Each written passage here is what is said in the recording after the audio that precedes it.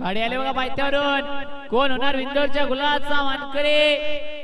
इकडे सुंदर अशी गाडी बोलते धिंगाण्याची आणि धिंगाण्यासोबत बोलतोय सुंदर अशी गाडी बोलते धिंगाण्याची.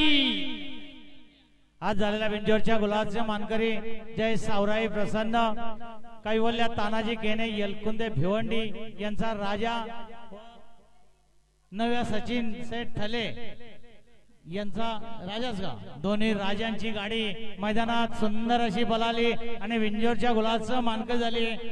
तसेच कैवल्य तानाजी केने यांच्याकडून समालोचकसाठी 100 रुपयाचं पारितोषिक. अभिनंदन सेठ. सुंदर अशी गाडी दोन्ही राजांची पळाली.